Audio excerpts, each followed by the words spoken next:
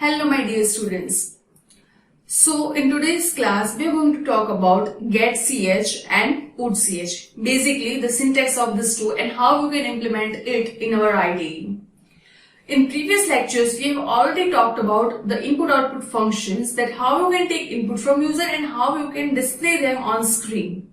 Right? We have already gone through the definition and syntax of scanf, printf, getchar, putchar.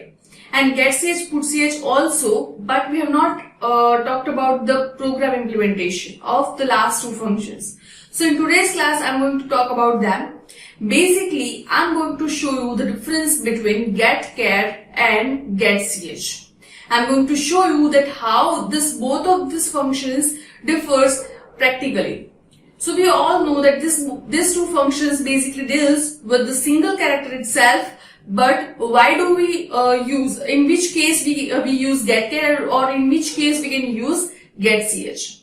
So let me first go through my IDE and show you through the program, and I'm going to write the code for that. So despite of the thing that we have already covered getchar and putchar, I'm going to show you the syntax of getchar as well as getch, right? So okay, so let's go to my IDE. Let me open my first program and let me write include stdio dot h and int main, and then inside this I'm going to write return 0. This is not necessary, I'm just going to write it. Now first I'll implement getchar. Getchar is basically used to take single character from user. So if you want to take a single character and you want to store it in some variable and then you want to display it at your convenience, then you can use getchar function. So here I am writing char c. So here inside our memory at some particular address location, this place is created for c, which is named as c, and whatever value is stored inside c will be stored inside that address. We all know that, right? Now we can also initialize C, but I'm going to use input-output function, so I'm not going to initialize it at compile time.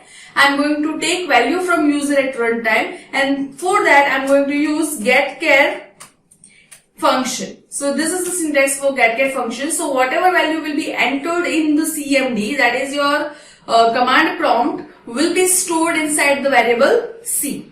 Now suppose you want to print it. So I'm writing printf, the entered character is %C. You can use that, and here I'm going to print C. Now let me just make it more interactive. So for that I'm using printf enter any character, and here once the user is entering a character, I'm just printing it in new line, so that I'm using new line character over here.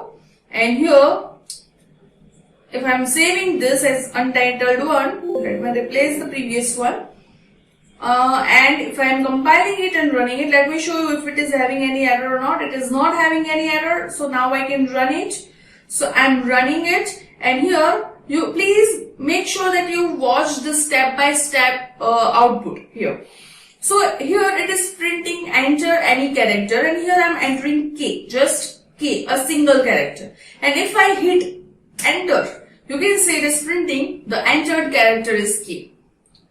I hope you guys are understanding what I am doing. So here you can see this K is printed. Now let me show you another thing. Let me run this again, and if I am entering more than one character, that is entirely my name.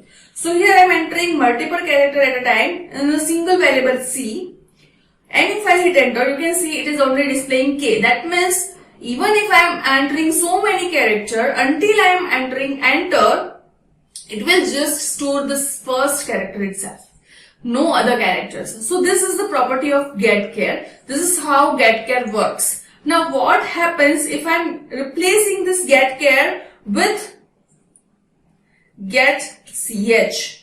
Let me just save this program, and we have to compile it again, and it is throwing an error because whatever definition is there for getchar, for getch is not there inside our program. We have to include it. We have to include that header file which contains the definition of getch. And how we can include it? By using include conio.h. So whatever definition is there for getch is stored inside conio.h, and in order to use that, you have to include conio.h header file inside your program. If you are not aware about the header file, please don't worry and just go through the video of the header files. The previous video of the header files, you will be clear about this. So now if I just save this again, compile it, it is not throwing an error now, and if I am running it, you can see it is again asking me to enter any character, and I am entering capital K over here. You can see it is not displaying capital K on the screen. You can see it on the screen. It is just printing the entered character is K. So whatever value is entered by user, it is not displaying the cursor over the screen. It is just displaying the output, whatever we have written inside printf. And instead of this printf, you can also use, let me say,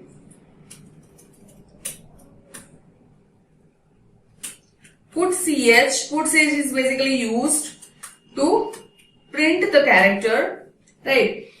And let me just erase this to show you the proper output. Let me compile it and run it again. And run it. See, the cursor is blinking. I'm entering capital K from my keyboard, and it is okay. So the space is not there, so it is printing is K. So let me just complete it. Here let me give the space, compile and run. Again, I'm entering capital K, and it is printing something like this.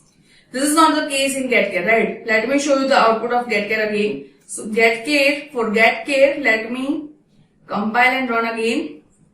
If I'm entering capital K, it is showing me on the screen, and then if I hit enter, it will show me the output on the screen. That is the basic difference between getchar and putchar.